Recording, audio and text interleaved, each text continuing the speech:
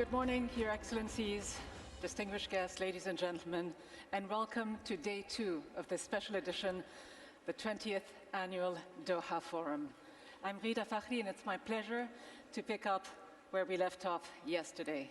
Day 1 of the Doha Forum saw a few newsworthy statements made from here on stage, one of them by the EU's top foreign policy official, Josep Borrell, who stated that the parties involved in the negotiations to renew and revive the JCPOA, the Iran nuclear deal, from which the Trump administration unilaterally withdrew, are inching closer to an agreement. But we also know that in this type of negotiation, nothing is agreed until everything is agreed. And with the current state of affairs between the United States and Russia, are we really inching closer towards an agreement? Well, this is where we begin today with our first newsmaker interview. It is with Dr. Kamal Kharazi, former Foreign Minister of the Islamic Republic of Iran and currently President of the Strategic Council on Foreign Relations. The interview will be conducted by Becky Anderson, who is the Managing Editor and Anchor of Connect the World at CNN. Welcome to you both.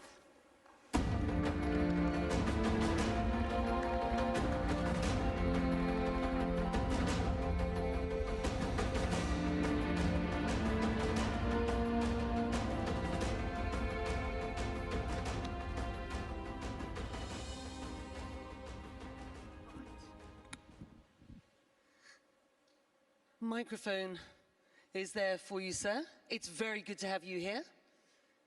Nice to see you. It's my pleasure. Good morning, everybody.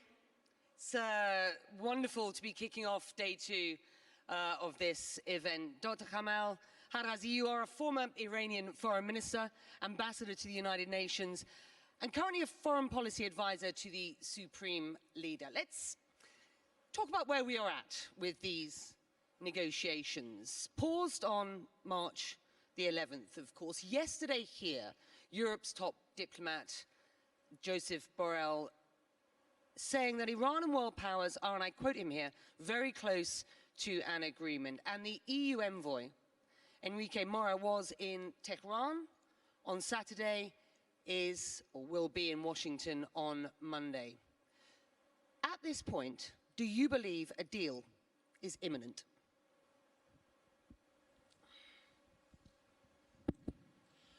Thank you very much.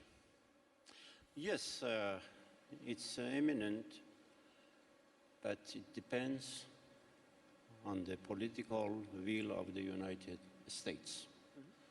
It was the United States which withdrew from the deal.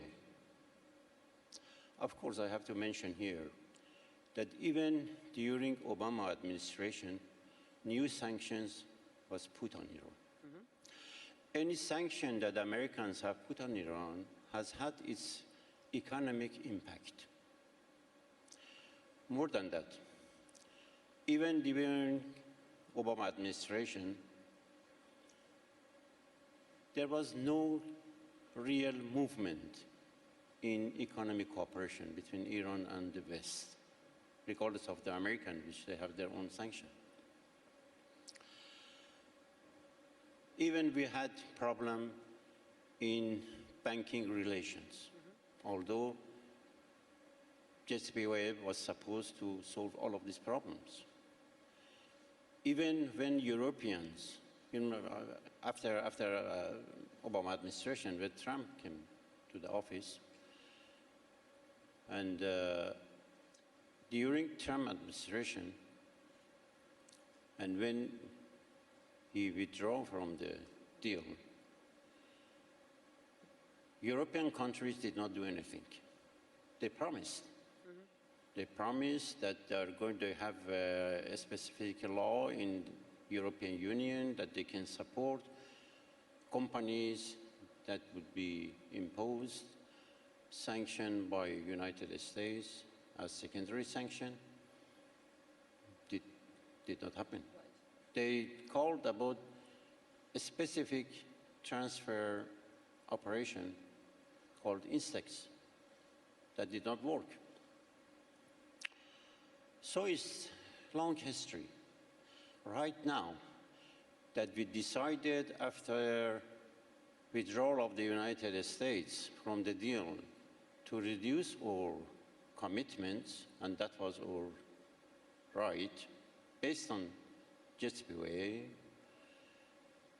When they decided to do that, and when the new administration came to the power, we started negotiating with the United States. We've got 20 minutes, so this is slightly backward-looking. Yeah. I want us to go forward-looking, if you don't mind, with the greatest of No, I'm respect. to the point. Yep. I am to the point right now that right now, after these negotiations, we are very close to the Right. signing a deal. How close, though? As That's- I understand it, the IRGC is a sticking point. We've heard from the That is one of the Foreign Minister, points. one of the sticking points. It's an important sticking point. So, do you believe that Washington will agree to the delisting of the IRGC as a terrorist organization? What's the feedback that you are hearing? And how will Tehran reciprocate? Does Washington get a public commitment to de-escalation in the Middle East, for example? Does it get a public commitment to delist senior American figures, Brian Hook, No, these are Pompeo, for different. example? These are different stories. We should not mix these. Why? Based on JCPOA, Americans, cannot mix other issues to JCPOA. JCPOA is only on nuclear deal. IRGC certainly has to be removed from the list. And that's not the only problem. We have around 500 people and institutions sanctioned by the United States. And all of these, or part of these, have direct economic impact on relation between Iran and Western countries. Let me give you a hypothetical here. If the IRGC is not delisted by Washington, and this deal is wrecked as a result of it because it is a clear sticking point, where will the blame lie in Tehran? I'm not talking about where the blame will lie in Washington, but whose responsibility will it be in Tehran that this deal is not struck when we are so clearly so close? Let's let Americans do that, then we decide. Can you answer the question? Yeah? Where will the blame lie in Tehran? Because this is a major issue for Washington. Yes. And it's very clear this is a sticking point for Tehran at this point. I'm just asking, in Tehran, where will the blame lie? Blame on what? The blame for the IRGC becoming a sticking point. Yeah, certainly. You know, IRGC is a national army. And a national army cannot be listed as terrorist group. And certainly this is not acceptable. That is very important for Iranians to have JCRC from the list, removed from the list. That is very important. But that is not the only issue. There are other issues that has to be resolved, including guarantee that the American administration would not withdraw anymore in the future, and other issues. I told you that there are 500 names, entities and personalities who are listed and sanctioned. And most of these have economic impact on Iranian relation with the Western countries. Enrique Mora was in Tehran yesterday. What message will he take to Washington? I don't know what Washington would understand from what had been said in Tehran. But the real thing is that IRGC is very important for Iranian. They're not going to compromise on that. And that is something that has to happen, has to be removed from the list. Is the Nizam ready for a deal? We have been always ready for the deal, but depends if our requirements would be met or not. We have did many deals after revolution, and right now we are ready to deal for a deal. But I mean, just deal that our national interests will be met. How has Russia's war in Ukraine changed the calculus for Tehran? It all depends on how it would move. Right now, certainly our position is an active neutrality. We are in contact with both sides, and certainly we cannot endorse invasion of other countries. We have been invaded. We have been aggressed. For 8 years we have been in war, and we understand the pain of people who have been invaded. We believe it's only through negotiations that this issue can be resolved. And the realities are indicating this right now. Therefore, it all depends how it would be developed in the future. But certainly, regardless of the lose or win of Russians in this war, there would be strategic changes. There would be more division between West and East. And this would have a lot of impacts on different areas, including Middle East. And we have to be ready for that. I mean, with respect, the Iranian position on what is going on at the moment ignores Russia's violations of international law and military that has waged a ruinous, deadly campaign, of course, on the people of Ukraine. There are economic interests clearly here in Tehran's relations with Moscow, which must have made it quite galling that it was the Russians who nearly derailed this deal, wasn't it? Russians have been provoked, no question about that. Provocation was the spread of NATO toward Russian borders against the negotiations they had before with American and Western countries. And this is not only Russian, which have been invaded other countries. There have been many other powers, including the United States, which have invaded many other countries, including Europe, including Panama, including other places. And the question of human rights you mentioned, unfortunately, has been misused, politicized. Human rights should not be politicized. Right. And right now, we understand that American media are very powerful and forcefully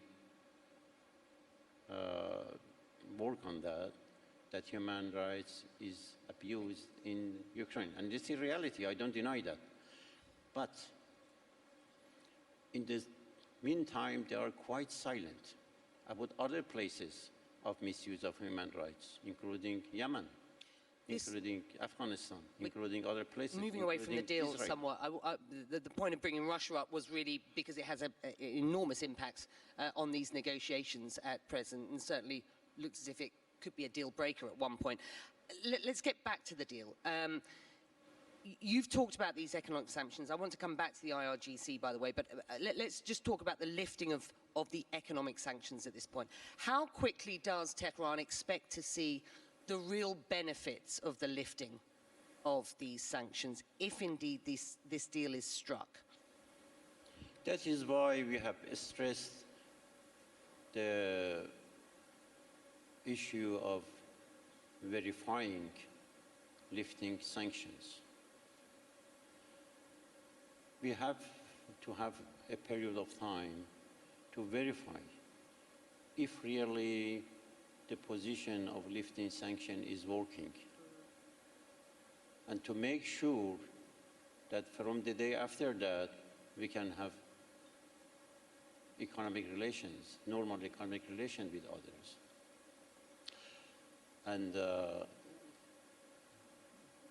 that is what our negotiators have been stressing for. want to just come back to the issue that you didn't really address when I put it to you earlier on. The IRGC pushing to be delisted as a foreign terror organization. If that doesn't happen and this deal doesn't get done, back home in Tehran, the Guards will be seen as having damaged the opportunity for Iran's future going forward, surely. And how will that go down? I don't agree with you. Back in Tehran are emphasizing, if you ask everyone in Tehran, they know that it was IRGC which has saved the country against Daesh, because Daesh was in Syria and with Iraq moving toward collapse of Baghdad and Damascus and moving toward Iran. And it was IRGC which saved Iran. IRGC is the symbol of Iranian security power, and therefore everyone in Iran is respecting IRGC and emphasizing that IRGC has to be removed from the list. Let me tell you, the relation of IRGC and economic activities. You know, IRGC has several important economic entities, which has a lot of impacts on Iranian economy. And if IRGC would not be removed from the list, naturally the normal economic cooperation between Iran and outside would not happen.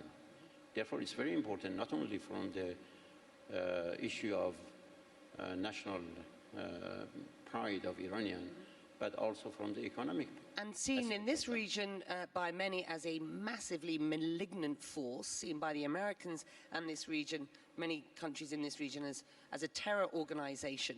I mean, you know, I'm wondering how close you genuinely believe negotiators are to a deal being struck whereby sanctions are lifted on the IRGC. I mean, certainly from the perspective of many in this region, that will be a massive issue. What do you think about the region? You mean that, I don't understand you. What is the region?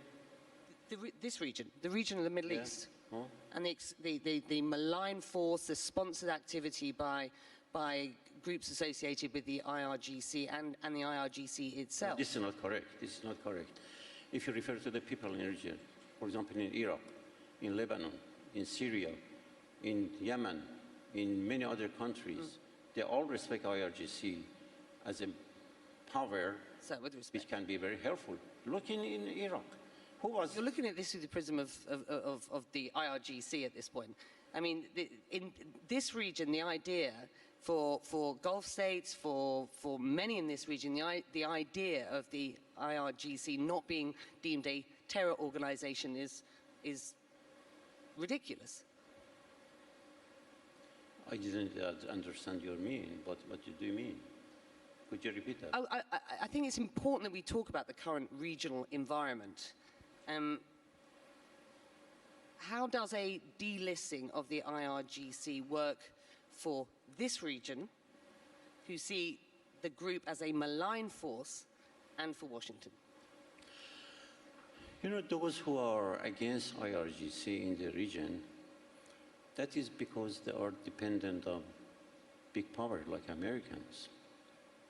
Otherwise, people of the region, when you go to Iraq, you go to Lebanon, you go to Syria, look into other independent countries, they understand the value of IRGC and the role that IRGC has been playing in combating terrorist groups. The example is in Syria and Iraq. They were the power and the forces which fought with Daesh. Otherwise, let's talk about this regional environment. What does Tehran make of these shifting relationships in the Middle East? Syria welcomed back into the Arab fold, Israel improving ties with countries in the Persian Gulf. what's the perception in Tehran of these shifting relationships at present? No, we welcome that. We welcome that the Syrian would be, welcomed back to Arab nations. We welcome that because it's the time that Syria has to be reconstructed. And that by itself shows the correctness of our policy in supporting the government of Syria against the terrorist groups. Unfortunately, some of the countries in the region, Arab countries and non-Arab countries, were supporting those terrorist groups. And it was the right policy of Iran, a strategic policy of Iran to support the government of Syria and not let it to be collapsed.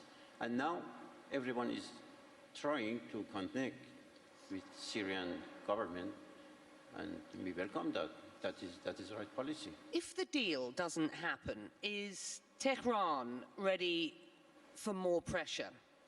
And will Iran increase enrichment if a deal isn't More pressure for what? You know, American exerted maximum pressure on Iran. But later, they themselves said it was disgracefully a failure, the maximum pressure. So what other pressures they can exert on Iran? And we have been ready to stand forth and to continue our economy. If you come to Iran, it would be strange for you because even under such a maximum pressure, everything is available in the markets. Everything available in the market. Maybe something which is not, available in other markets you can find in Iran. Yeah, I think you'd ask the average Iranian. And most of the needs of Iranians are manufactured in Iran these days. And why Iran has been so successful in opposing and resisting against these sanctions? Because the will of the people. It is true that there have been a lot of pressure on Iranian. An enormous amount of pressure. Oh, yeah, sure. No question. But against that, they have resisted these pressures for their national pride. Better that a deal is struck today than not, though. For the benefit of Iran, you are telling me today, though, surely, that it is better that a deal is struck than not struck at this point. Briefly. No, we are for deal. We are for deal to be signed. Because naturally we would like to have a normal relation with others. And there's certainly Iranian economy needs foreign relations, no question about that. But on what price?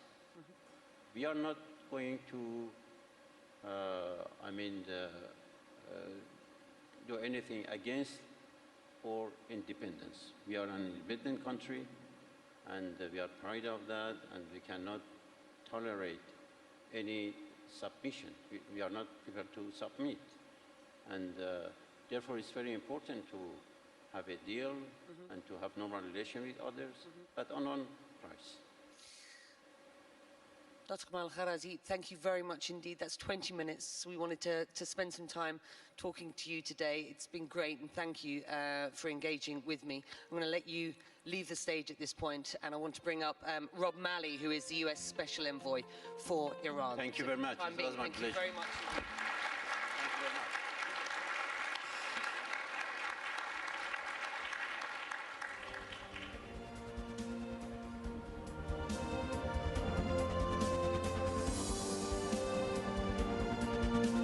Come on up, Rob. Right. Well, you've heard Dr. Kamal Kharazi there. We've been discussing what he believes are the major sticking points at this point. The messaging on the conclusion of this talks has been contradictory. From your perspective, where do we currently stand? Well, first, thanks for having me, and thanks for this conversation. What you just heard, and which we've said as well, is that we're pretty close to a deal. But we've been pretty close now for some time, and I think that tells you all you need to know about the difficulty of the issues that remain. And so you could be close for a very long time and you could never get there. So I would say the deal is not just around the corner, and it's not inevitable. Well, when we last spoke in December, you said we were, quote, some weeks away before the door will close on reviving a deal. Here we are 3 months later, approaching the one-year mark. You're saying you can't give us a red line, as it were, for a date at this point. But you're confident it's imminent? No, as I just said, I can't be confident it's imminent. If I were confident it were imminent, as you said, a few months ago, we thought we were pretty close as well. In any negotiation, when there's issues that remain open for so long, it tells you something about how hard it is to bridge the gap. I think you just heard from your former guest that some of these issues matter deeply to Iran, some of them matter deeply to us, and those are the ones that, at the end of the day, either get resolved or they're the ones that stand in the way of an agreement. Is it clear what message Enrique Mora will be taking from Tehran, where he has been this weekend, to Washington at this point? I mean, he's there now. I have not spoken to him, so I don't know what message he'll come back with. I hope it's a message that opens the door for overcoming the final hurdles, but honestly, where we sit now, I think anyone who would say he or she is optimistic or pessimistic either knows something that we don't know or is making it up, because it's just too hard to say. You heard from Dr. Kamal Kharazi there that there are a number of sticking points, less than there have been, clearly. One of them is the issue of economic guarantees, and the other is the issue, as we discussed at length, the issue of the IRGC being delisted as a terror organization by the US State Department. Let's start with the economic guarantees. How can the US ensure the lifting of sanctions on Iran will lead to tangible economic benefit? So first, I'm old-fashioned. I'm not going to get into the details, Becky, as you know. I've told you I'm not going to get into the details of the negotiations, but it is one of the requests that Iran has made. What we've always said, the best guarantee of a deal that will last is to get into it as soon as possible and to make it work. We can't make any assurance, any representation about what a future administration may do. That's the nature of our system. We saw what happened already when President Trump was in office, and who knows what happens in the future. What we have said is we are prepared, and President Biden has made it absolutely clear, as long as he is president, if Iran remains in compliance with the deal, the US will be in compliance with the deal, which gives you the opportunity over the coming years for Iran to get the sanctions relief benefits of the deal, and for us to see Iran putting its nuclear program back in a place where we're not going to have to be worried every day what will happen. And that's the benefit of the deal. And our view has always been, let's build on that deal.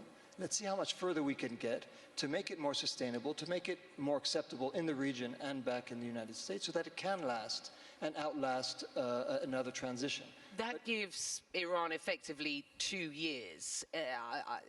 You're presuming the outcome of the next presidential election, which I won't do. 2 years, or yeah. I mean, does that seem to be sufficient at this point, when we know that guarantees that the deal would hold were absolutely 100% part of the Iranian position until relatively recently? Is that now off the table? Listen, it depends as you define economic guarantees. If the guarantee is that we're going to faithfully implement, those who can, the President Biden will faithfully implement the deal if Iran does, yes. Does it mean that Iran will benefit during these years from the lifting of those sanctions that are inconsistent with the JCPOA? Yes. Does it mean that Iranians will have a better economy during those years? Yes. We can't make a representation beyond that, but I could say the sooner we get back into the deal, which is in our interest, and we presume in Iran's interest, the more faithfully we implement it, and the more we could build on it to address other issues between us and Iran, and between Iran and the region, the longer, the more sustainable, the more solid, and the more mutually beneficial the deal will be. That's not a decision we can make unilaterally, but if Iran is prepared to go down that path, that's President Biden's intent, which is to build on this deal to address other issues.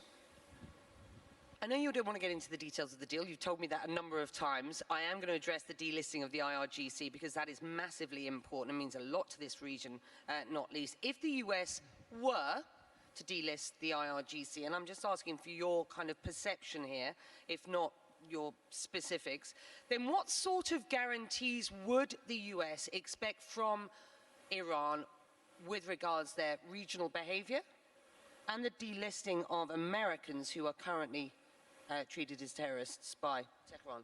So I'm going to disappoint you. I'm not going to answer that specific question, but I'm going to say this. This is, and you just heard Dr. Kharazi say it, it's a nuclear deal. In other words, we're lifting those sanctions that were imposed because of Iran's nuclear program, and Iran is going to have to take, if it agrees to the deal, take some steps to roll back its program. It is not intended to. It would have been better, but it's not intended to. It wasn't able to address the other issues, including issues related to Iran's regional policy, issues related to other sanctions, other US sanctions. So regardless of what happens to the RGC, the issue that you raise, our view of the RGC, the sanctions, the many other sanctions on the RGC will remain. This is not a deal that intends to resolve that issue. We hope that it could be addressed, and as you said, many in the region view the RGC in the same way that we view it, and just witnessed the latest attack in Erbil. But we know this is not a deal that's going to address that. So put aside, regardless of the outcome on the question of the RGC, which I won't address, I can tell you that the RGC will remain sanctioned under US law, and our perception, our views, our policy towards the RGC will not have changed. Are you consulting with your Middle Eastern partners on delisting the IRGC? We talk, and I'm here in part to talk to our partners, whether they're Saudi, whether they're Qatari, Omani, and others, about our policies towards Iran and our policy about whether we're going to be able or not to resurrect the JCPOA. And so we discuss all those issues with them. In 2015, the US partners in the Middle East felt largely sidelined by the original JCPOA. How are you reassuring allies this time around? Was first by talking to them, and we've done that, and I was in Riyadh not long ago, and there was a joint statement by us and the GCC members expressing support for a return to the JCPOA, which was an important indication also of where the region is today. It doesn't mean that it's the ideal deal from their perspective. It doesn't mean that they won't have huge concerns even if we manage to revive the JCPOA. And we are committed, and I think it's one of the lessons that President Biden took from the last two administrations, that we need to be more coordinated with the region, all of the countries in the region with whom we have close ties, but also with the Europeans. And one of the big costs of the last few years is that we were divided with the Europeans. We're now fully in sync with them, and we're working as closely as we can with them and with countries in the region, despite disagreements, which are inevitable, to try to see whether we can address their concerns, even as we negotiate a return to the Your Gulf partners need a clear commitment from Washington to help strengthen their defense and security. Witness the latest attacks on the oil infrastructure in Saudi. So, how much of a commitment can you give at present? Is Washington prepared to give to improve what are, in some parts of this region, very fractured ties at this point? So I think you've seen already an effort to try to build those ties and cooperate better in terms of the security of the countries of the region. I think you'll see more of that, again, regardless of the outcome of the negotiations on the JCPOA, because if those talks collapse, I think it is at least rational to assume that the tensions in the region are not going to be reduced. So, of course, the countries in the region are going to be concerned about their own security, and we want to partner with them. And if there is a deal, as you say, many countries are all aware of the fact that this deal does not address those other issues. And so we'll continue to work with them with the objective of de-escalated tensions in the region, whether it's through diplomacy or other means. But our goal will remain, whether we get into the JCPOA or not, to see whether the tensions in this region, which have been far too high and have cost far too much for far too many people, can be reduced. How close to collapse were these talks over recent Russian demands since the conflict with Ukraine has kicked off? It was an obstacle when it wasn't clear whether what the Russians were asking for was a sort of a wholesale guarantee that their economic ties with Iran, economic transactions with Iran, would not be sanctioned. Their sanctions related to Russia's unjustified, unprovoked invasion of Ukraine, those will remain, and there's nothing in the Iran deal that's going to exempt those. Once it became clear that was no longer the Russian insistence, the path was open so long as we can overcome the differences that remain between us and Iran. You're sitting down with your Russian counterpart in Vienna. This is a relatively rare multilateral setting these days. How is the war in Ukraine impacting these talks? So I haven't spent much time in Vienna since the war broke out, since Russia invaded Ukraine. We had some meetings because that was one of the areas that President Biden said we should see whether we could continue to work together.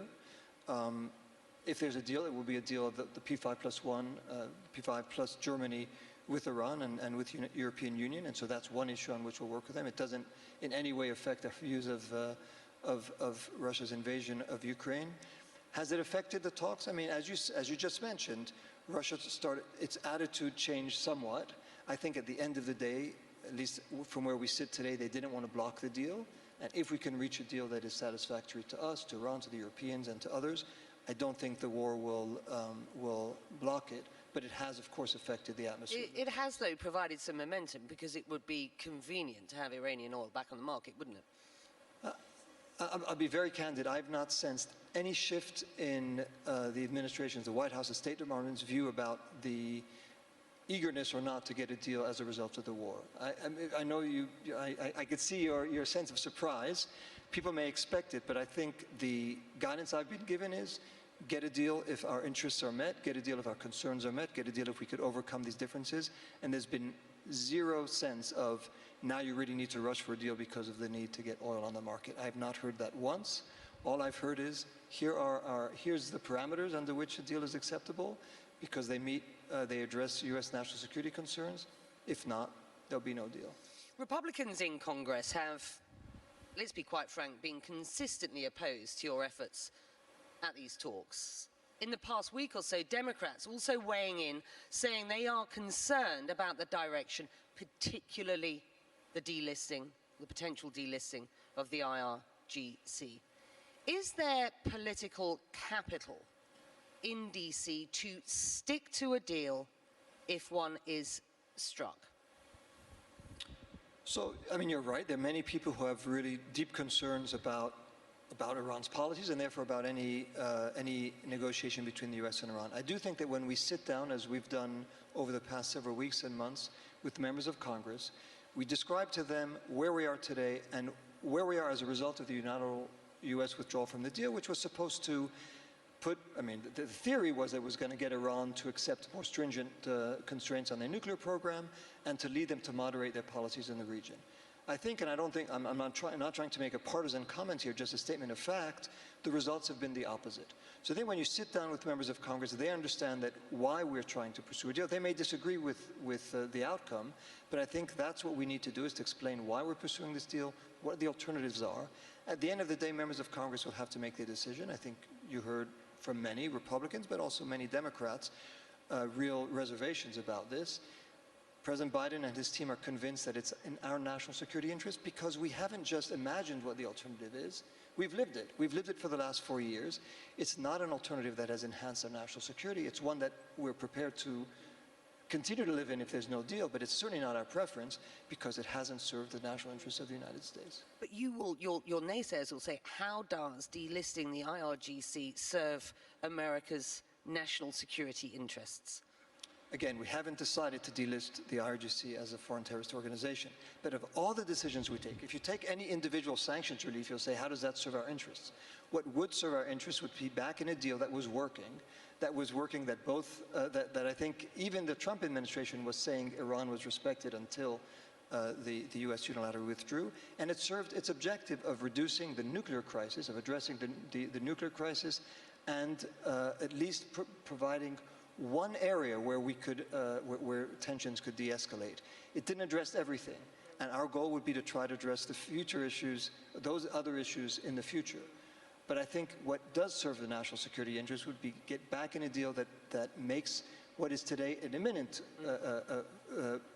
issue, a crisis of Iran's nuclear program, to at least address that.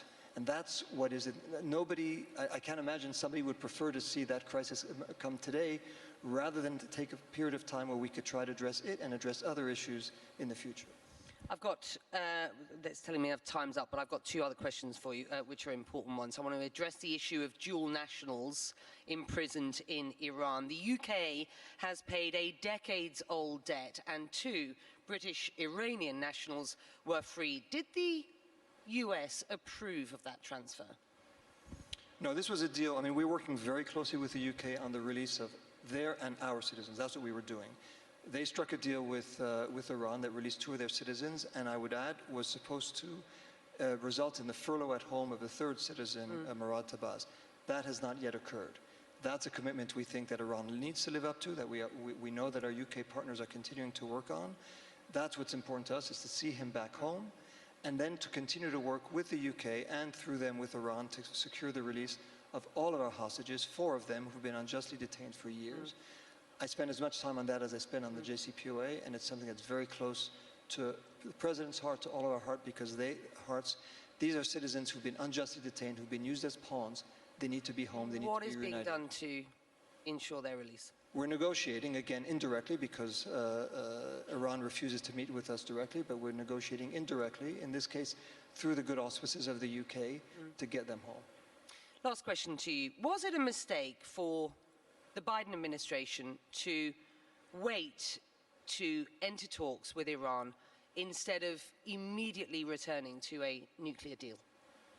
You live and breathe this. Yeah, you know, I hear some people saying that we were over-eager for a deal, which sort of puzzles me since it's been 12 months I've been in Vienna, and others who say just what you commented, which is we should have moved faster. You know, it took a few weeks, but very, very soon after President Biden took office, he said publicly, and we all said we want to come back into the deal, and we approved, we wanted to have a meeting of the P5+1, of the Europeans, of us and Iran. Iran rejected that because they don't want us to be at the table, and so it took some time to find the format, which is now the format in Vienna. But I think if you go back and look at what the US did, what the Biden administration did very early on, it said it wants to come back into the deal. It has to be negotiated. To those who say, I'm sorry, I just want to take 30 seconds. To those who say you should have just come back into the deal, I think we've seen the proof over the last 11, 12 months. It's not that easy. You need to negotiate which sanctions are going to be lifted. You need to negotiate how Iran is going to come back into compliance. Some of these other issues that Iran has raised. So we could have come back and thought that we were back in the deal, and Iran would have objected to the steps that we had taken. Meanwhile, Rob, Iran now has stockpiles of highly enriched uranium. Sanctions have failed to halt its progress, and no deal potentially means living with the risk of a potentially nuclear-armed Iran going forward. Number one, that's why we're negotiating. We're negotiating because we believe it's in our interest. We believe it's also in Iran and the region's interest to get back into the deal. That will be their decision, but because we don't want to have a nuclear crisis. But one thing President Biden has said, and every preceding president has said the same, is that they will not allow Iran to acquire a nuclear weapon. We want to resolve this diplomatically so that our interests and theirs can be resolved at the negotiating table. I wonder whether next year we will have both you and our Iranian delegates sitting on the stage together. It's been a pleasure having you on. Thank you. Thank you to Dr. Kharazi and to Rob Malley today, and thank you to you guys.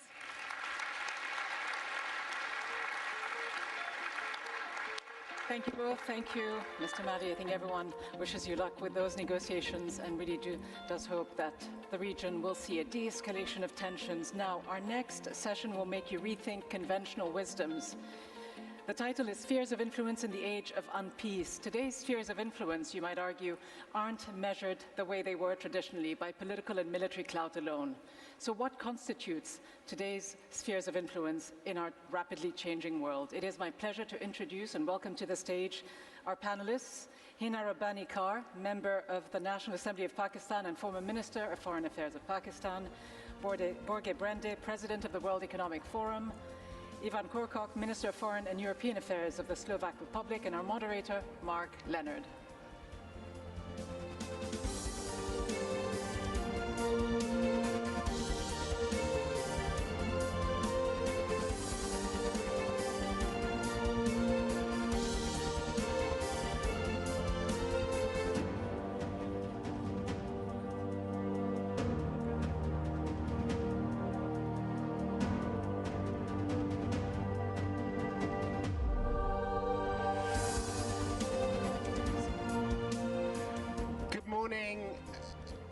My name's Mark Leonard. I'm the Director of the European Council on Foreign Relations, and I'm really excited about this panel where we're going to take a step back from some of the more immediate crises, the wars in Ukraine and Syria, the JCPOA, to think a little bit more about the world order which is being produced by these crises, but which is also shaping them.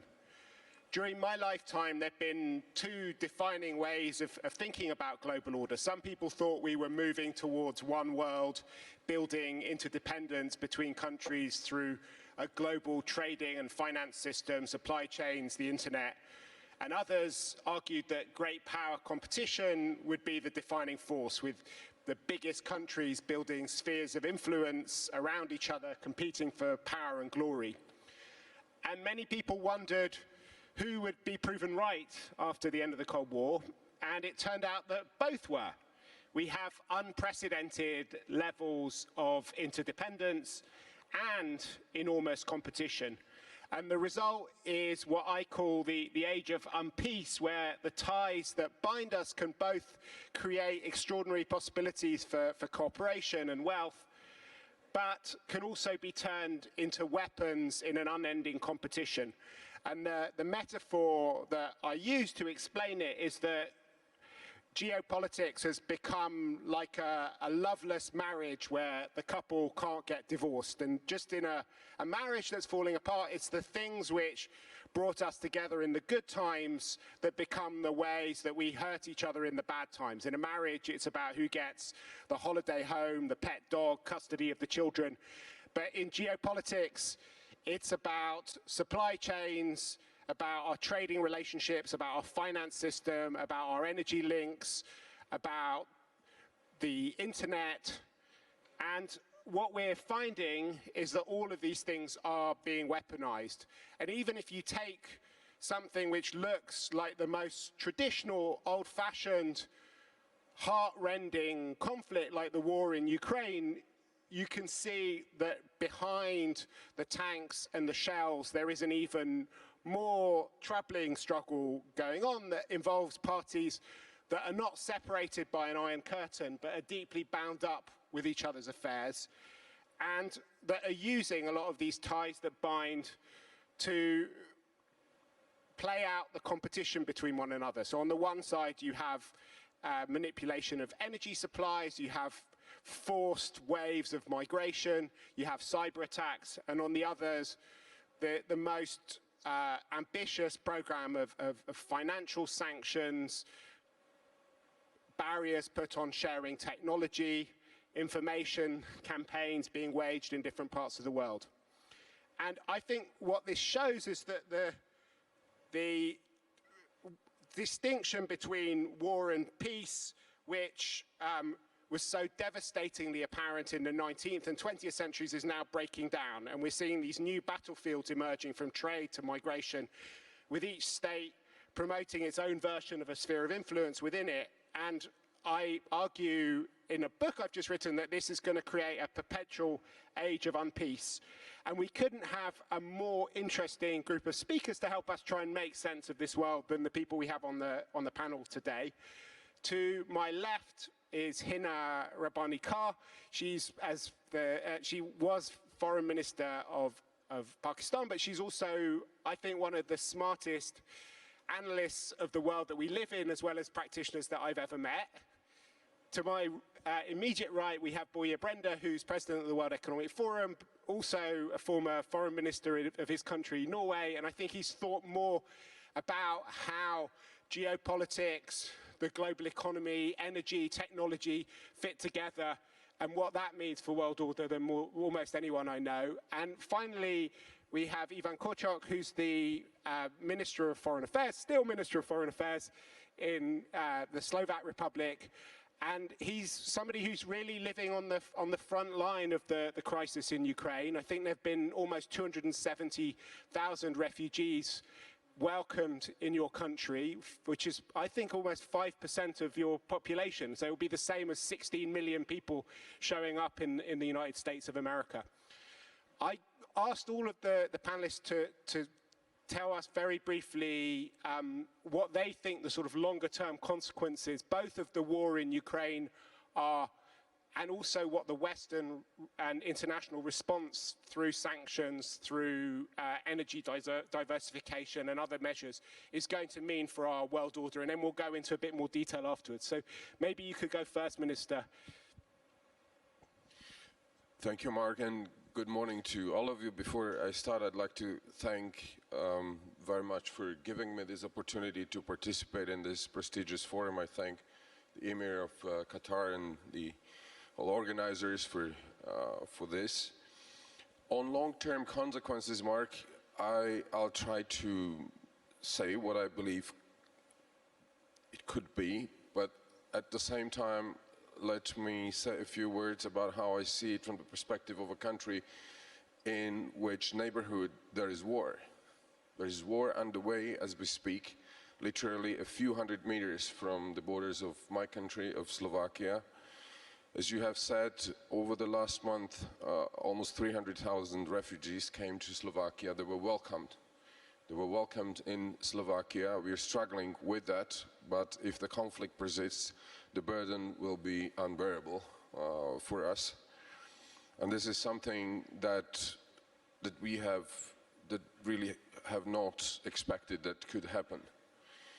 On a broader, from a broader perspective, what consequences that will have, I have a whole list of items which I think we'll be seeing in a future, not knowing, however, what the end game of this war will be. First, let me put it very bluntly, Russia is destroying the whole European security architecture that cannot be without long-term consequences. Number two, we will see in transatlantic area a stronger NATO. This is what's happening, unfortunately, through a tragedy, is a boost to NATO, to collective defense. There will be increase of defense expenditures. We have seen that announcement by Germany, for example, 100 billion euros will be added to defense capabilities of Germany. We will see NATO more present on the eastern flank, where in each and every country, starting from the very north, in the Baltic countries, all the way through Poland, Slovakia, Hungary, and Romania and Bulgaria, NATO will be present. And we have deployed forces there to strengthen our defense. You'll see countries like Finland and Sweden considering NATO membership, or if you want, other ways of ensuring their defense guarantees. Ukraine is definitely becoming part of political West for me. So it's not that tomorrow Ukraine will become a member of European Union, for example, but politically I think this was a watershed moment in their own perspective where the country belongs, definitely to the West. I hope this will boost European foreign policy to make it more effective. And last but not least, so that I don't take too much time at the beginning, of course, a structural change in form of decoupling European Union's heavy dependency on Russian energy deliveries. In case of my country, of Slovakia, at this moment, we depend 100% on Russian oil, 85% on Russian gas. And I'm here in Qatar as well to talk to Qatari representatives about alternative deliveries that could come from this country in form of LNG. I'm saying that very transparently, but the decoupling in this area, in this area is not an if, but it's how to achieve it and ensure a sustainable deliveries and stop the weaponization of energy deliveries. Thank you very much. Boya, can I ask you the same question? So I think the Russian invasion, and not a very successful one, seen from Kremlin side, at least so far, shows that it does come with a huge cost to be breaking with international law and also with the UN Charter. Russia has probably lost more soldiers in 4 weeks in Ukraine than the US lost in Afghanistan and Iraq over 2 decades. We see that also Kremlin now is changing a bit of the approach, saying that they will focus though on Donbass in the weeks to come. I think many people globally also have been surprised by how strong the reactions have been from Europe and from US and the rest of the world and a big majority in the General Assembly condemning breaking the territorial integrity of another country. So I think this is sending also a very strong message for others that would have ideas about not sticking to the UN Charter in the future, that comes with huge costs. We also know that over time, a country's influence and prosperity is very much correlated to economic success. For Russia, this is going to be a major blow to their economy, to entrepreneurship, innovation. As the minister just underlined, Russia was a major energy contributor to Europe. 40% of the natural gas in Europe came from Russia, and then many European countries even wanted to increase that reliance on Russia as an energy contributor. I think in hindsight we see that putting all the eggs in one basket like that wasn't the wisest thing. I know we're going to short-term, medium-term pay a price for that. No, there's going to be freedom fuels in Europe. Freedom fuels are renewables, but of course we also have to bridge this now with natural gas. My own country, Norway, is contributing 20% of the natural gas to Europe, and of course willing to also step up, but there are of course short-term limitations due to capacities on pipes and also on capacity of an LNG part in Europe. So I think that what we will see in the years to come, as also you were alluding to, Mark, and also in your book, that there is going to be a much more turbulent world, but hopefully not leading to a total decoupling between the G2, because that is going to shave off a lot of global growth in the years to come, and shaving off all that global growth also will lead to more poverty and a less prosperous world. Let's not forget that this disputed globalization has led to the doubling of the global GDP in 3 decades. We have reduced the amount of people living in extreme poverty in 3 decades from more than 40% to 10% at the same time as the global population has increased from 5 billion people to 8 billion people. Give me a recipe that could have created this kind of growth. Of course, there are inequalities, but inequalities can also be fought by domestic tools like taxes and etc. So you cannot blame globalization per se, because you haven't used the tools that are necessary to, of course, also secure inclusive growth. A lot at stake, but hopefully many countries have now learned a lesson from the Ukraine situation. Thank you. Thank you so much. Hina, how do you see things?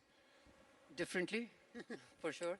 So it's interesting because when Brenda says this, I'm thinking in my head, who has been at the forefront of trying to decouple the world in many ways, even in its reaction to an emerging China?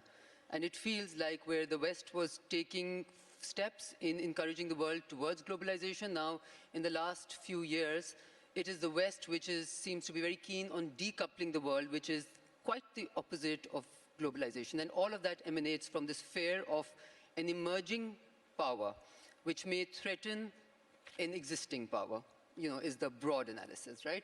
And now we can come to the more uninteresting, because your specific question was that what will be the impact? And the impact will be immense. I think it is clear that every time before this, and there was this mention of the UN Charter, so it's very interesting because when you are viewing the West from the outside, many of the claims that are made do not hold the test of time or critical analysis, okay? Because the UN, I believe, has been marginalized in many ways because of some of the adventures, some of the military interventions which were done in the past, which did not go through the proper procedure of the UN. And now it becomes problematic because obviously it is no more, the type of vehicle that can be used for better things. But in terms of the impact of this particular crisis, I think the impact is going to be far more than anything else that we've ever witnessed in any other military intervention there is obviously going to be an increase in military spending across the board, because fear is a very, very important, and most of the European countries, I think, will obviously do that. There will be an immense impact on the global economy, which we've already seen. There will be an immense impact on the European economy, which is perhaps something that other military sort of interventions of sorts have not done. Now, sanctions, interestingly, have both intended consequences and unintended consequences. Now, the interesting part is that much of the sanction regime that was followed prior to this, even the one on Iran, did not have direct consequences on the global economy or on, too many on the West. This one will. It will have an immediate impact on countries like Kyrgyzstan, Tajikistan, for instance, which depend on Russia for up to 30% of their remittances. So the consequences are both going to be at the regional level, at the European level, and certainly at the global level. We're already seeing the agriculture market being massively affected. We've seen the energy market being massively affected. Some of the good that may come out of it is less dependence on fossil fuels, and perhaps, assist us in the overall climate change, So eventually, I think this is not going to be a costless exercise. I believe, and I just want to end by saying this, that many of the military interventions of the past 2 decades have been almost costless to the West and have had great consequences for the area around it. So both intended and unintended consequences were only faced by the region where those interventions were done. This is going to be different. And this is perhaps going to lead to the decoupling of the world. And my fear is that if this decoupling is only with Russia, we are perhaps looking at a retrievable decoupling.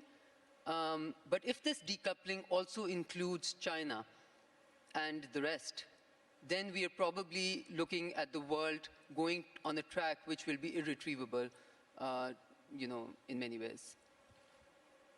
So maybe we can go a bit deeper into these things, and maybe just while you said that, Hina, I was wondering whether you could, because we've had a lot of discussions amongst Europeans about what's going on, and in some ways, I think this feels a bit like 9/11 for Europe, in that lots of people in America said 9/11's changed the world beyond recognition, and what it really changed was America's sense of itself and its security, and because America's so bound into the world, it had enormous implications for everybody else. I think, in a way, this is a bit like a European 9/11. As Ivan was saying, I think the nature of European order after this, no matter how it ends, is going to be fundamentally different beforehand. And you've talked about some of the ways that this could impact the rest of the world through the energy markets, through sanctions, etc. But it'd be great maybe to just go a bit deeper on that, because on the one hand, Boya talked about the UN General Assembly, 141 countries condemning it. At the same time, when you talk to Russians, they say, but a majority of the world's population is represented by governments that didn't condemn what we're doing. There's a big debate about whether this is about Russia versus the West, or whether it's Russia versus the rest.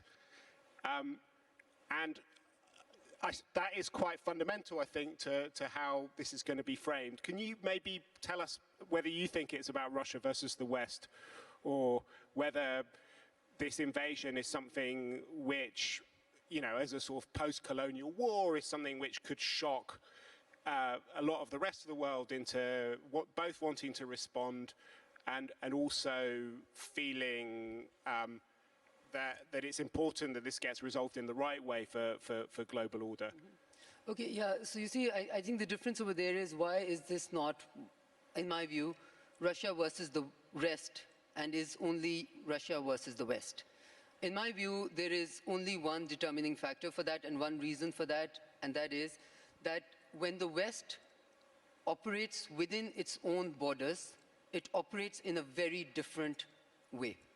When it operates outside of its borders, it operates in a very different way. So many of the value system that the West proposes as reasons for, the rivalry with Russia, and of course, I'm not at all seeing that even a country like Pakistan cannot be for invasions or for going and getting other territories based on without sort of justification, which is from the global architecture, which is UN. But why countries like us and the rest, as you may call it, do not view it as a fight between good and evil is because we have seen evil on our streets and in our plains and in our geography because of the wars that have been conducted post 9/11 and perhaps prior to that. So the value system that the West espouses for citizens which are Western citizens within its own countries, it's very different when the same value system is not espoused when the wars are conducted, and the right of life, human dignity, human values. The way drone strikes were conducted without authorization, without international law being supportive of it.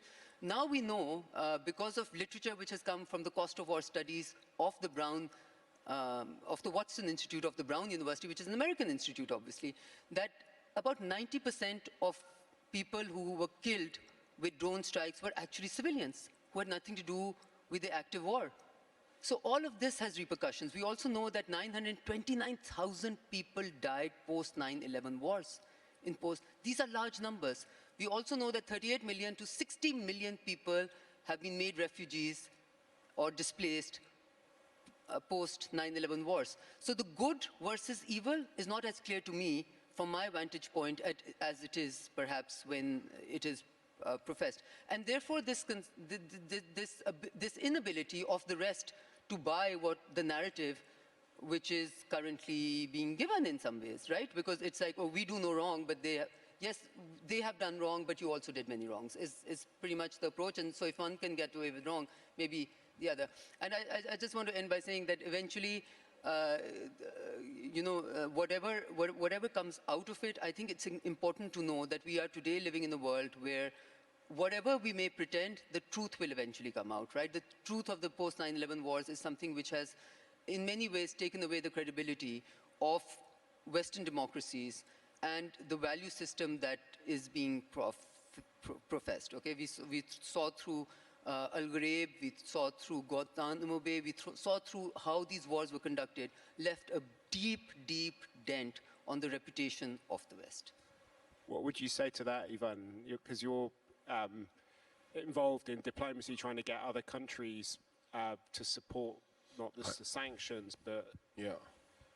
Well, fascinating angle from which my Pakistani colleague has embraced this issue from a more global perspective, but you would understand me being foreign minister of a country which is now confronted with this conflict. I'm looking at the world from February 24th from this perspective, that we overnight feel directly threatened. And from a very narrow perspective, Mark, I'm using the title of your book, I wish there was unpeace instead of hot war in my neighborhood, but I understand everybody in the world who suffered in this world of unpeace, which you're rightly connecting, rightly describing. Whatever you say, whether it's Russia against the West, it's Russia against the rest, from our perspective, what happened cannot be tolerated. It cannot be tolerated. Because if country A says that country B, its direct neighbor, has no right to exist, if it is questioned that Ukrainians are nations, if they start saying that there is genocide, and as legitimizing the military intervention, and they only start to speak about genocide on the very day when there is intervention, because that's the case. This is threatening the whole order. As I've said, the security architecture is being destroyed as we speak. And remember, Russia has in December, November put on the table their conditions, so to say, for a deal. And they've been using this notion of indivisibility of security, which is enshrined in many documents, including in the OSCE charters and all the frameworks. But you cannot ensure indivisibility of security by threatening somebody and using force against any other nation. This is not acceptable, and therefore I'll wrap up my intervention with that. Because it is not tolerable, the European Union and the West has responded with this unprecedented package of sanctions. However, we have to admit that we have not prevented Russia from this invasion. Nevertheless, the sanctions are targeting now the Russian ability to fund and continue with this military operation, because it is unacceptable. And yesterday, for example, there was just a few hundred kilometers from our border, from Polish border, where American President Joe Biden was, and there were rockets hit on the city of Lviv. So what is the most important issue at this moment is to stop this escalation, because you cannot control really developments if they continue as we've seen in the first month of this invasion. But once again, I wish there was unpeace from the perspective of my country. There was unpeace instead of war at this moment. Thank you very much. So, Boya, you were incredibly passionate in your defense of globalization and all the advances that we've had over the last generation.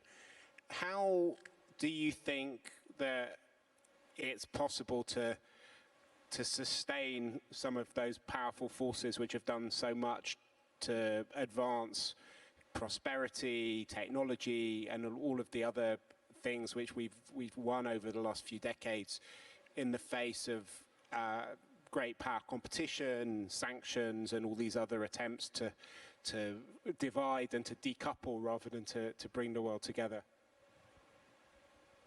Well, thank you for that question. I'm just going to add to this question about Russia. My view is it's Russia against agreed international law. So accepting other countries' territorial integrity is the basis also of cooperation between sovereign countries. And it is not that those borders are disputed. By the Budapest Agreement from 1994, it was clearly agreed, the borders of Ukraine, when they handed over the third largest nuclear capacity in the world to Russia. I think we are embarking on much more unpredictability and also power competition in the years to come. But are we even in a situation where we see this competition between G2, the two largest economies in the world, close to 50% of the global GDP? Are we still able to keep the basis for what has been the growth engine of the world, that we all compete, but the competition is based on rules, multilateral rules agreed in the World Trade Organization, but also rules that lead to us being able to use the comparative advantages of each economy to then prosper the world. So it is not about like beggar thy neighbor, it should be about prosper your neighbor. And it is a fact that it has been a win-win solution. That's why, as I mentioned, we haven't seen this low level of extreme poverty in the history of our planet. But a lot is now at stake. If we go towards a world with more protectionism, less cooperation, it's also going to lead to less prosperity, and is going to lead to a world that is not developing in a positive way. So I do believe and hope that even in this kind of confrontational situation, there will be areas where the big trading blocks of the world can continue to trade and to also keep the basis of today's cooperation. But I think the jury is out on that one. Thank you very much. It's been an absolutely fascinating discussion. At the European Council on Foreign Relations, we've been trying to map some of these new terrains in which geopolitics is playing out, and we produced a power atlas, which we're constantly updating at the moment. I think it's too early to like Joanne Lai allegedly said about the French Revolution, it's certainly too early to work out what the long-term impact of this situation, this horrible war in Ukraine is going to be for global order. But I think that all of the speakers have given us an amazing glance into their crystal balls and have shown that we will be talking about this for many Doha forums to come. Maybe you can join me in thanking them for giving us such a great perspective on the global order.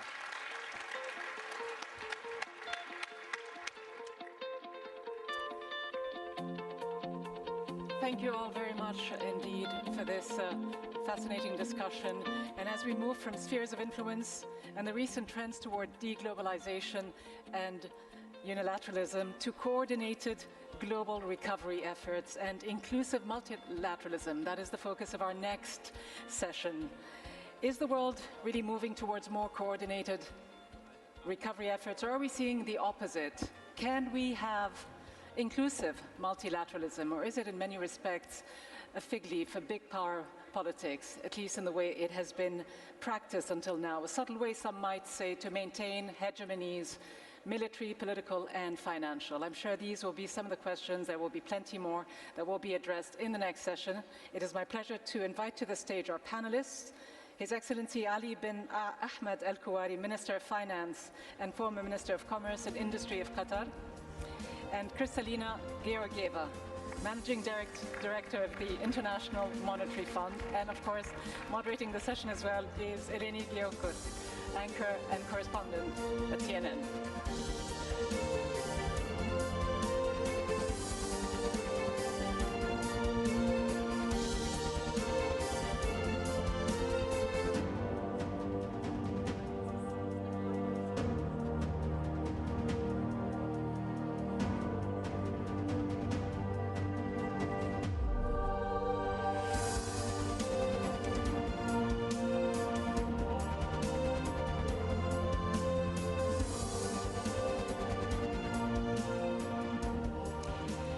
Very good morning, Your Excellencies, distinguished guests. Fantastic to be with you today and to be in Doha for the Doha Forum. My name is Eleni Gliokos. I'm a correspondent and anchor at CNN, and we have a really big task ahead of us, and we have a very short space of time. So I'm not going to do an introduction on the topic, but we know we want to talk about multilateralism and how that plays into solving some of the world's biggest crises. And I think we proved that during the pandemic, we came together in an unprecedented way, global coordinated action. We failed in some ways when it came to vaccine distribution, but we were on track. The question is, with these new crises that still face us, how do we still get to work together when we're seeing a polarized world? Managing Director, so good to see you again, Your Excellency. Great to have you with us. Managing Director, I'd like to start with you. And you said recently that the war in Ukraine is going to mean hunger in Africa, and that will hit the most vulnerable globally. And whenever we see inflation and whenever we see crises, it's always the most vulnerable that are at risk. So when we talk about multilateralism and we see sanctions and efforts to try and economically pressure Putin to de-escalate, is that in your mind the best approach to this? Let me first state the obvious that in a tense time, us coming together is even more important. So thank you for the Doha Forum. We are still recovering from the COVID-19 induced economic crisis. What we have been praying for is growth to go up and inflation to go down. Now we are hit by the war in Ukraine. The exact opposite is happening. We are going to be revisiting our projections for global growth.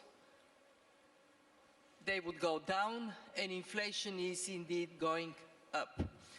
So to answer your question, geopolitical tensions are creating undue pressure on the recovery. And it is so very important that we do not lose sight of who is paying the highest price. So is it the right approach? Are sanctions then the right approach? Because you've got two countries pulling out, key commodities out of the global market and compounded by what we see on the sanction front. The unthinkable happened, Eleni. The unthinkable, a war in Europe again. And we have the memory of what a war in Europe may cause to the rest of the world. We have migration flows of a magnitude that is just mind-boggling, people leaving Ukraine.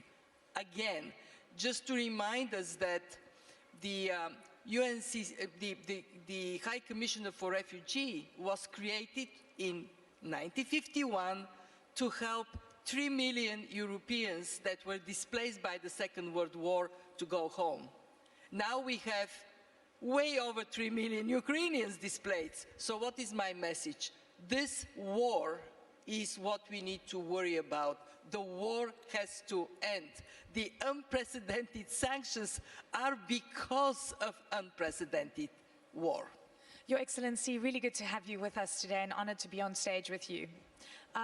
I know that, Qatar has been taking a very diplomatic approach. It wants to engage in dialogue because that's what you do.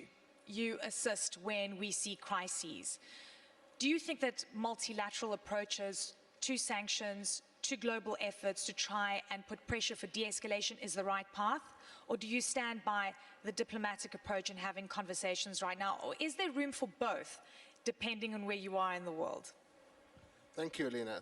First of all, thank you for hosting me in the event. And I'm happy to see the Doha Forum this year with the face-to-face. Finally, we're out of the Zoom, out of the video screens, and we have everybody here face-to-face.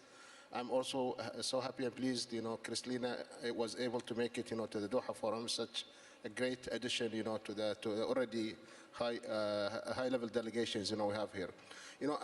To answer the questions, multilateralism is important, and it is, we are a connected world, and we can see this, with the pandemic. When the pandemic spread, it did not spare any country, to spread it through all the countries, and everybody has to work together, to fight this pandemic, whether at the health sector side, whether in the financial side, also international organizations like the IMF, they played a vital role, they have funded, huge money, more than $100 billion, just for the countries, to fight.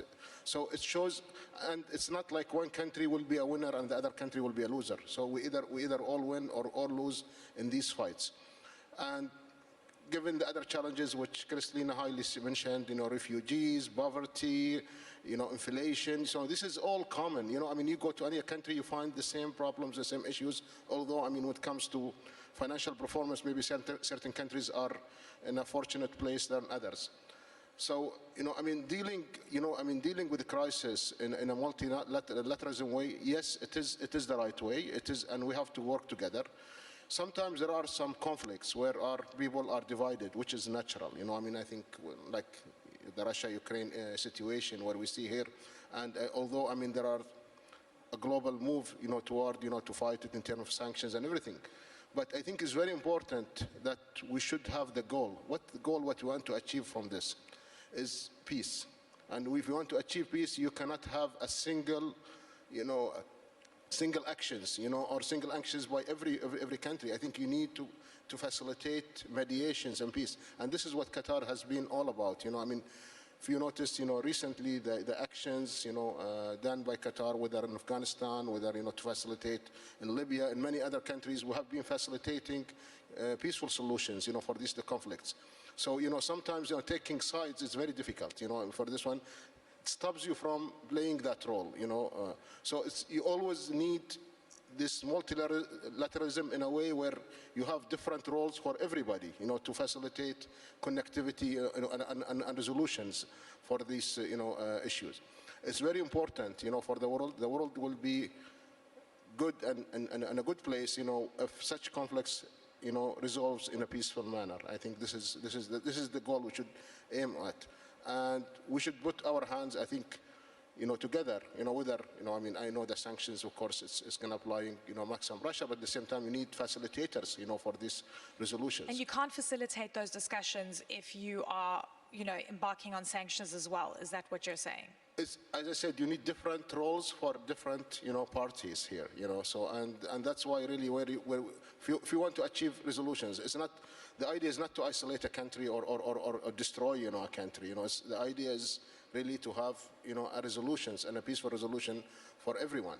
So Qatar is in that position, and speaking of multilateralism, I think this is the subject. It's very important. Connectivity is very important. Multipolar, system is also very important because we have these, what do you call it, economic unities, between countries like the EU, like, the ASEAN, the NAFTA, even the GCC where we stand today, these are very important, but they should also be part of the multilateralism system itself and work together. International organizations like IMF, World Bank, they played a very good role, but they're not the magic solution to everything. We should be very careful.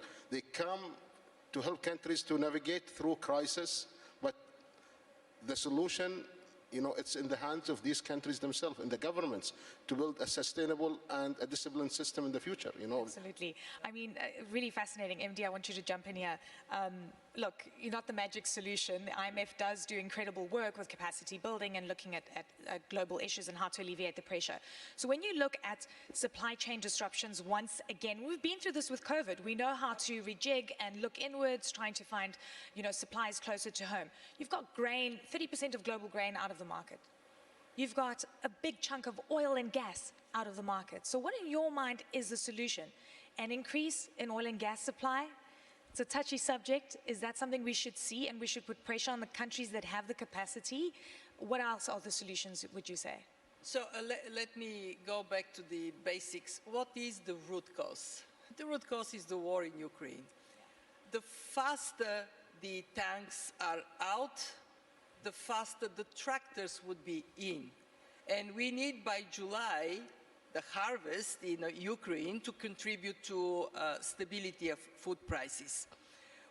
When we look at the oil and gas prices, they're going up and down, and it is the volatility that is most dangerous. Why are they going up and down?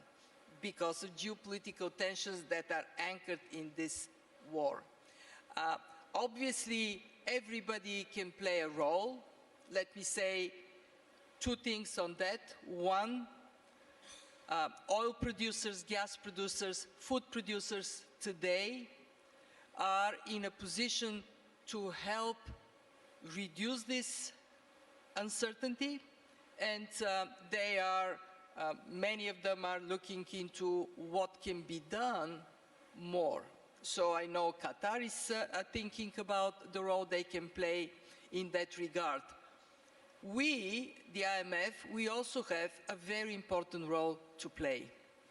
It is to be clear about the consequences of what is going on for the world economy, and then to bring our membership, remember we have 190 members, bring them together so they can coordinate policies, and by doing so, be more effective. Can I ask you, do you think that it's a moral obligation by the countries that do have excess capacity, that are sitting with more food and grain and fertilizer and any other commodity that Russia has, to turn on the taps on or whatever that commodity might be? And the reason I mention this, and this is something we heard yesterday and also throughout the Doha Forum, is that sometimes when we knock on people's doors and there hasn't been reciprocity with regards to when someone else knocked on a door when it comes to security concerns, then it's like, well, why should we help?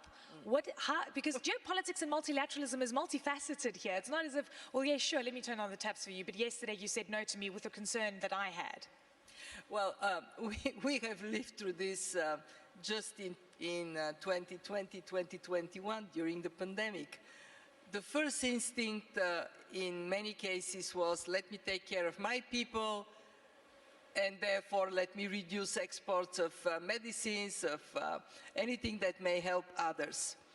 And we saw that by taking this action, ultimately they hurt themselves. Just the numbers. We calculated at the IMF that the pandemic is costing the world economy between 2020 and 2024 $13.8 trillion. We also calculated that it costs $50 billion to vaccinate everybody who wants to be vaccinated. So invest billions to protect trillions and do it in a coordinated manner. And we actually also have seen that when central bankers and finance ministers coordinated their action to put a floor under the world economy, it worked. Now we're in a similar situation, and I would again appeal for cooperation and coordinated action. It benefits everybody. This time around, there is additional very serious problem for us to be mindful of, and it is the risks of civil unrest. When prices jump and poor people cannot feed their families, they will be on the street. And one thing we know about trouble in one place, it travels. It doesn't stay there. So please work together, best for everybody. And definitely a contagion effect. Your Excellency, I saw you, agreeing with some of the comments that the MD made, specifically with regards to, Qatar helping with gas supplies down the line. We know that you're out of OPEC at the moment, but the point is energy security is on everyone's mind.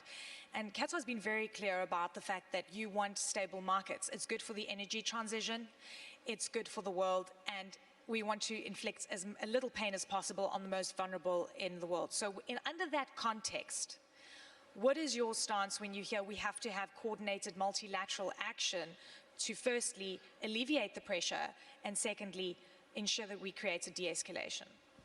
Absolutely. I mean, as you said, our interest is in, although, I would say we are benefiting today from the high oil prices and the high gas prices, but however, it's not for our interest, and it's not our goal to have these level of prices, because we need a stable and a fair prices that can be supported by the supplier as well as the buyers. This is what our interest, and in the long term, to be maintained in the same way. Too much low prices, too much high prices is not good for us, and even as an oil and gas producing country. So to put this into context, our interest really to have a stable supply-demand situation. And what we are seeing in the last few months, we had the disruptions that resulted from COVID-19 and the recovery of the economy is going back to their normal work. So this has created a demand spike. Also, the unrest in Russia, Ukraine, this is another spike. And still we have this instability which is making it difficult. Now, multilateralism or working together is, yes, it is important, but we must understand one thing, the supply chain system of the world, let it be in oil and gas or in food, as we're noticing now with the wheat and other supplies. It's a very efficient supply chain system, and it's built to remain a very efficient supply chain system. So whenever there is disruption, you go through this, unrest situation, and we have the situation. Now, to correct it, we need to sit together, as Her Excellency, Kristalina mentioned, to sit together. And again, sometimes you will see some overusage or storage of commodities where you can do it together. But these, speaking about, the energy, maybe you can implement this in food, but energy is really, even the shortage today, maybe an oil shortage, maybe you are talking about 2 million barrels, per day shortage. This, even if it can be done, it's going to be very difficult, very hard. Look to the situation of Qatar, for example. Yes, we are the biggest exporter of LNG in the world, but most of our contracts are long-term contracts and already done, and there is hardly any spare, for additional. So again, to build the future forecast, for demands and everything, which like what we are doing with the expansion, we are expanding our production capabilities by 60%, but that will take 5-6 years. And again, it will have to be thought about a very efficient supply chain, in the future. So it's very difficult when you have a situation like this, like immediately there is somebody sitting with excess capacity and saying, here we are, just I was saving this for the bad day, you know.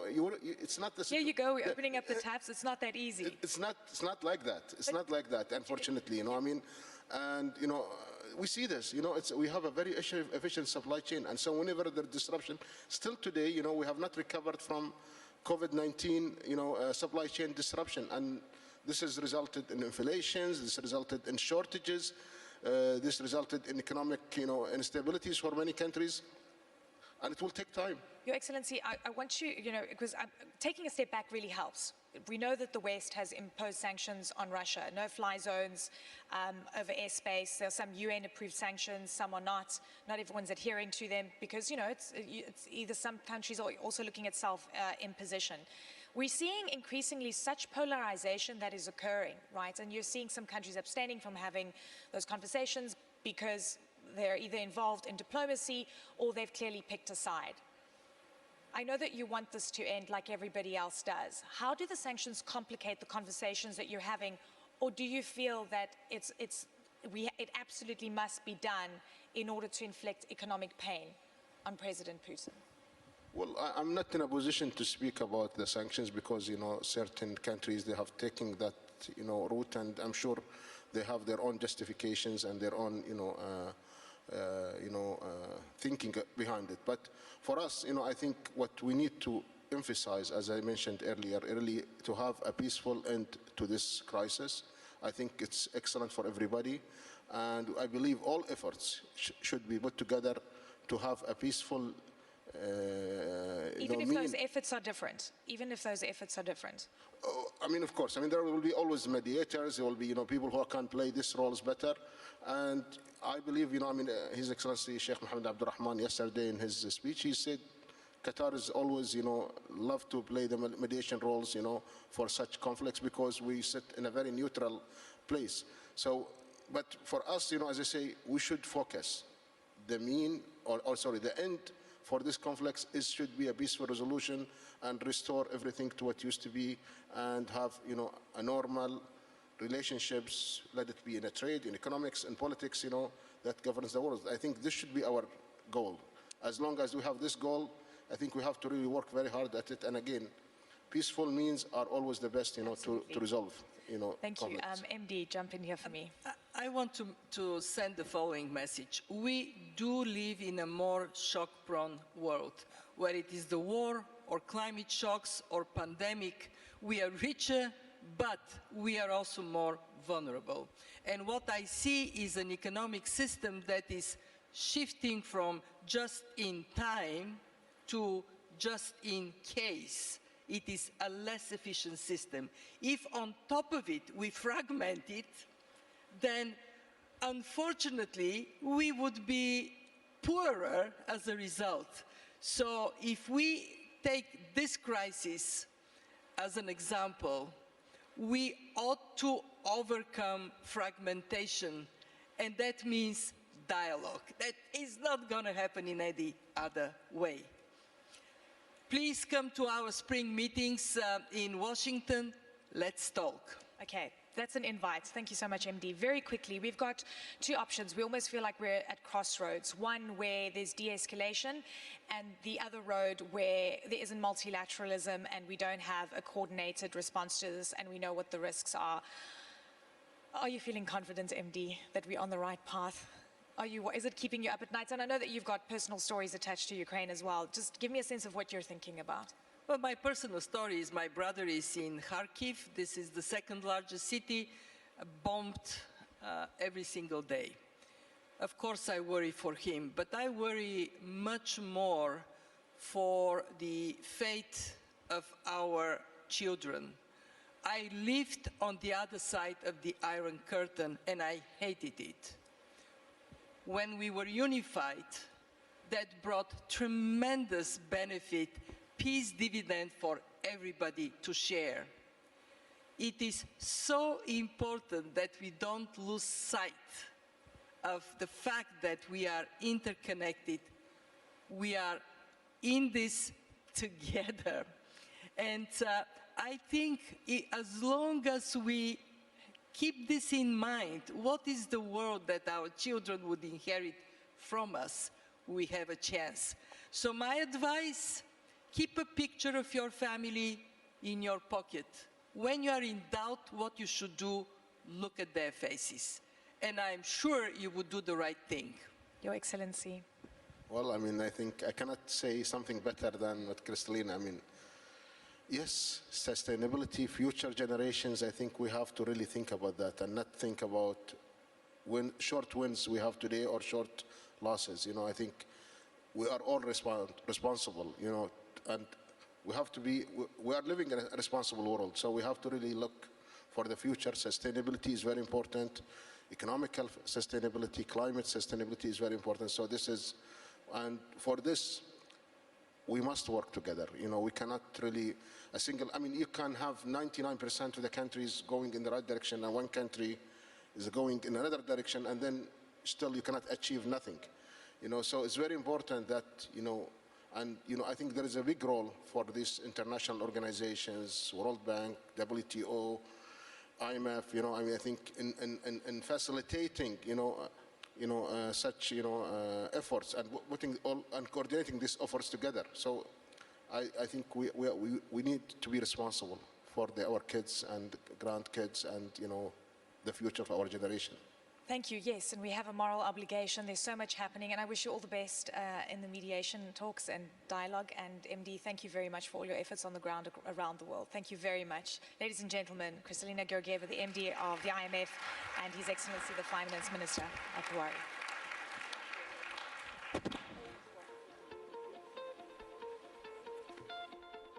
Thank you very much, Minister Al-Kawari and Managing Director Georgieva. A pleasure to have you both, and thank you, Eleni, for this discussion. Our next session is a newsmaker interview with the world's youngest Nobel Peace Prize laureate. Her name has become synonymous with the fight for girls' education, a cause that she has passionately and tirelessly fought for in her native Pakistan, and one that girls in neighboring Afghanistan are fighting for today. So what motivates her to carry on the fight, to continue to advocate so passionately for girls' education, in fact, to build a movement beyond Afghanistan and Pakistan through her fund, a movement that has reached many other countries in the world. Please welcome Nobel Peace Prize laureate Malala Yousafzai.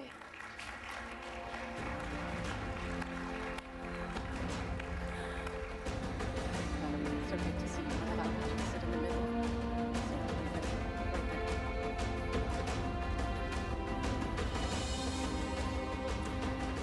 And it really is my distinct privilege here to sit down with you, Malala, and to conduct this interview. As I just said, you have become one of the world's foremost advocates for girls' education. When you look at the state of girls' education today, the fact that 130 million girls today are out of school, when you look at the situation involving so many countries, so many challenges, what goes through your mind? I myself have been banned from education at age 11, so I know that there are so many girls out there who want us to do something for them, just as I wanted it at that time. And since then, I have started this organization, Malala Fund, and I advocate for the safe, quality, and free education of all girls all around the world. And as you mentioned, 130 million girls are out of school in this time, in the 21st century. And those girls, they have dreams, they have ambitions, they have potential to bring change in their communities, to be independent in their lives. But education is something that can give them hope for their future. And if they do not have access to education, all of their dreams are taken away. So we work in more than 8 countries, and we work in Brazil, Nigeria, Afghanistan, India, Pakistan. And our model is this network of activists. So it's a locally led activist organization. We support activists who are working on research, who are doing advocacy at the local level, who are training teachers, especially female teachers in Afghanistan, and they're pushing for changes in policies so that policies are more inclusive, and they look at the factor of gender and how that discriminates girls. And so that is the vision, and we are also working together with girls. And this is, our goal is to be a feminist organization to ensure that it is girls-led. I believe in the power of girls. I know that they can be decision makers, and I think we should start believing and engaging young people from a very early age, because I think they have amazing ideas and they have the expertise from their perspective, and they can give amazing input into the decisions that we make. But how do you build this movement, this extraordinary network for girls' education? As you say, it has this multiplying effect in the impact that it has on not just giving hope to girls within any society, but empowering them, giving them the tools to help to the benefit of the entire society, economically, financially, and so on. But when you look at the kinds of challenges that you currently face, what is the biggest? Is it finance for education, given the fact that the world is facing so many different challenges at the same time? Is it a shortage of finance, or are there the bigger obstacles, the social, the religious? What is the main one for you? There are many factors that impact girls' education, and I think the three biggest are lack of financing for education. There is a huge gap, and I think it's reaching up to $200 billion right now. So when the financing gap continues to widen, it has a huge impact on the lack of infrastructure, on the lack of quality teachers, on the lack of facilities for schools, and that is one factor why girls cannot enroll into schools. Then there are also social norms as well, depending on the region, depending on the area. There could be social norms that prevent those girls from getting access to education. It could be because their gender is seen as lesser, and their education is not prioritized, or they're facing discrimination in the form of, or they're facing other cultural issues, from forced child marriages to child labor, and those are also factors that prevent many girls from having access to education. And then there's also the quality of education. We know that there's a lot that needs to be done in terms of the curriculum and content that we offer to students. And we right now know that our curriculum and content needs to be more gender inclusive. It needs to be climate inclusive as well, and ensure that the education that we provide to children can actually prepare them for the future. Right now, we know, like there was one studies that we did showed us that up to 1 billion children would not actually be prepared for the future jobs. So the education that they're actually receiving is not preparing them for the future jobs that they will have. So it's really important that we look at digital education, for instance. Like, that is the future of the world. And if we are not investing in that, a lot of these students will not be prepared for that future. And one group of students that is today facing a more uncertain, turbulent time is the group of students who are in Afghanistan, Afghan girls, and certainly Afghan girls beyond the age of 11 or 12, those who are going into 6th grade and beyond. We just heard a few days ago the Taliban, who have been in control of the country, obviously, since the United States pulled out in late August, and who have given mixed signals when it comes to allowing girls to continue their education. They've taken the decision now to reverse an earlier statement that they would allow girls' education to go through by banning girls' education from 6th grade onwards. What does it reflect for you, and how much hopelessness do Afghan girls today feel, those who write to you, and I know a lot of girls reach out to you on a daily basis? What is the sense that they have, and what is your sense for their future? I was hoping that on the 23rd of March, girls would pack their bags, wear their school uniform, and sit in a classroom finally, that they would be able to read, write, learn. But unfortunately, that did not happen. The Taliban reversed their decision. Girls, you can see the videos on Twitter, on social media. Girls are standing outside their school gates, and they are begging, why can't they go to school? It's a very simple question. And the girls that I have engaged with, that I have been talking to, all of them have one question: why is it that girls can't be in schools? And I don't think that the Taliban so far have been able to provide a justification for it. They often say that there are some technical issues. They could not solve those technical issues in the past 7 to 8 months. So we don't know how long it will take for them to solve any technical issues that will finally help these girls to enroll into schools. These girls have dreams, they have ambitions, they are the future of Afghanistan. Women make up half of the population of a country. So imagine when half of the population is held behind and they're not allowed to complete their education. The country is losing, that society, that community is losing, the world is losing. One study that we did at Malala Fund shows us that if we invest in the education of every girl and give them complete education, it adds up to $30 trillion to the world economy. But when we don't invest, we lose that potential. But do you believe that this latest decision shows the inner fights that could be taking on, could be happening within the Afghan leadership, within the Taliban leadership? Do you feel that it is a transitional phase, that sooner or later they will have to relent and guarantee education for girls in Afghanistan? What will it take? I think so far, like, the Taliban have issued statements for the education of boys. They have issued statement back in, I think, September, that yes, boys are allowed to go to school, and they mentioned primary education for girls, but there is just something that really prevents them from allowing girls into secondary schools. And we know that primary education is essential, but it's not sufficient for girls to go forward in their lives, for them to decide careers for themselves or choose a path for themselves. So I think, so far they have had a lot of time, and I hope that they announce when they will enroll girls back into schools. And I don't think we can trust their commitments anymore until we see girls actually sitting in classrooms in schools. But as a Muslim, what do you think motivates these decisions? Because obviously there's always this perception, obviously in the West, that one form of Islam dictates this sort of behavior. What do you say to that? If you ask any religious scholar to show you a verse from the Quran that says girls cannot go to schools, girls cannot get education, they will say there is none. There is nothing in Islam that will tell you that girls should not be in schools.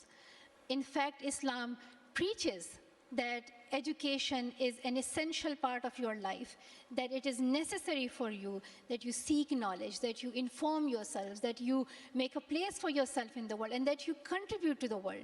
This is the message of Islam. In Islam, it is compulsory for you to get your education. It does not say it's only allowed for men. It says it's for all Muslims. And the first word of Quran was Iqra, which means read. And then it goes on and says, Allama bil qalam, who, it describes God and says he taught by pen. So there's you can, if you want to find support for girls' education, yes, there is in Islam. But I think what's more important right now is the role of Muslim countries. I think in this time when the Taliban are misusing the name of Islam and they are defending prohibition of girls' education, it's critical for Muslim countries to stand up and condemn what the Taliban are doing and ask them to enroll and allow girls into schools as soon as possible. Because we have dozens of Muslim countries. In all of those countries, they are not banning girls from their education.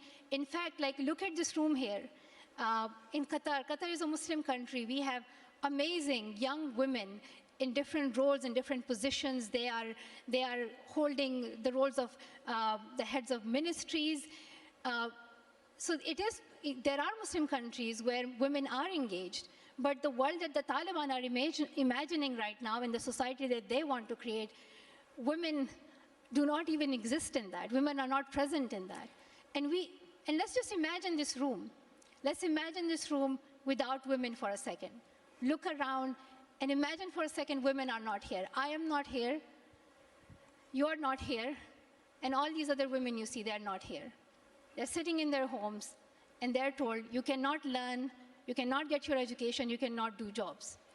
Imagine how much the society is losing. Imagine what is going on in the lives of these women. Imagine what goes on in the lives of those girls. A lot of these girls are actually right now in Afghanistan asking their parents, they're asking their dads, why can't they be in school? So I think it's time that Muslim countries and all countries wake up and they take a stand for girls' education. And I know that some people will say, these are peace talks and it takes time and people are engaged and it has been going on for months. I believe peaceful dialogues are important. They're critical for sustainable peace. They're critical for the future of Afghanistan. However, we also know that the longer it takes, the more difficult it is for girls to return to school. There are girls who are in 11th and 12th grade. If they miss one more year of education, it would be extremely difficult for them to enroll back into schools. But let me ask you this. Yes. I mean, do you really believe that outside pressures, external pressures, strong pronouncements from fellow Muslim countries, or perhaps even harsher measures, any form of leverage in the form of sanctions might work to change the Taliban's course of action, or will change need to come from within and not just from women? And you could argue that women themselves in some of these traditional societies could be a hindrance to progress, that it takes the younger generation to stand up with the help of the men in the family, just like your father played such an important role in pushing you towards continuing your education, whatever the cost might have been. I think there are three things that need to happen, and I think the global north and Muslim countries can play a role in that. Firstly, taking a strong stance for girls' education and for women's rights. It needs to be crystal clear. There is no if and but in that. It is a non-negotiable condition for any dialogue, for any recognition of the Taliban. There should be zero compromises on that. Then the second factor is actually supporting the local communities in all these engagements that are happening, in all these peace and talks that are happening. It's really important to include the voices of the Afghan people. Women needs to be included. The Afghan civil society needs to be included because it is their country. They are living in that country and they have to face the consequences of whatever decision is made. So it's really important that it is inclusive dialogue. That it's not somebody in Washington and London deciding what should happen to the people in Afghanistan, but it is people from Afghanistan making those decisions. And I think the Taliban finally have to realize that it cannot be their own very narrow-minded narrative of ruling the country that's going to work. They really need to ensure that they bring in all communities from all ethnic backgrounds. They need to bring in all genders together to make an inclusive government, which is something we have learned for all countries, that this should be the case in all countries, including Afghanistan. And then finally, is the humanitarian aid. We know that there are more than 20 million people at the risk of starvation, and there's lack of financing for many of these areas that need to sustain the country. And if you look at education, yes, it's important to announce that girls can return to school, but once girls started going back to school, how will they afford the teachers' salaries and the equipment and all those things? So it's really important that countries unite and they actually work on rebuilding the economy of Afghanistan. That's the way towards the future.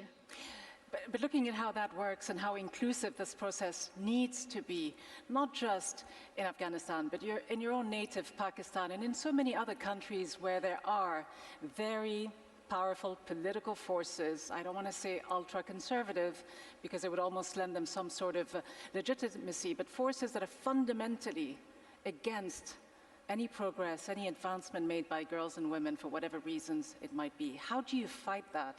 And to what extent do men have to be involved in this fight to change these mindsets? I think men's role is critical.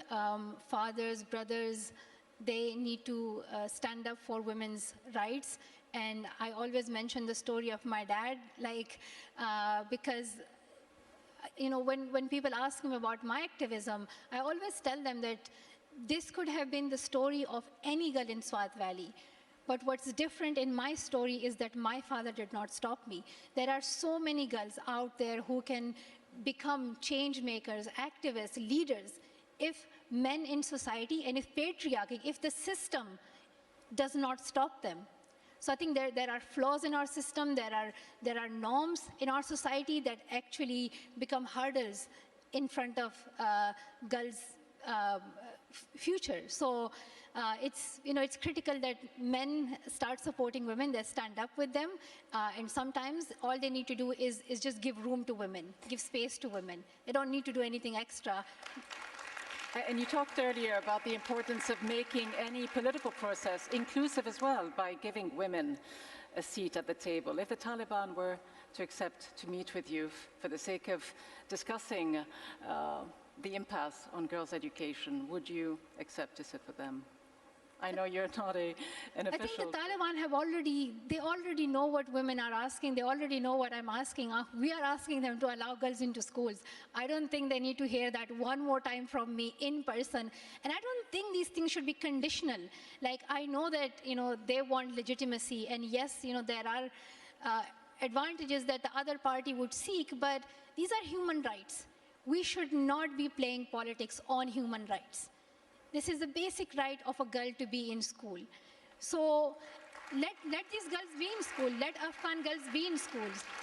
And I'm not, I'm not here to represent Afghanistan. There are women in Afghanistan who are speaking out every day. They're protesting on the streets.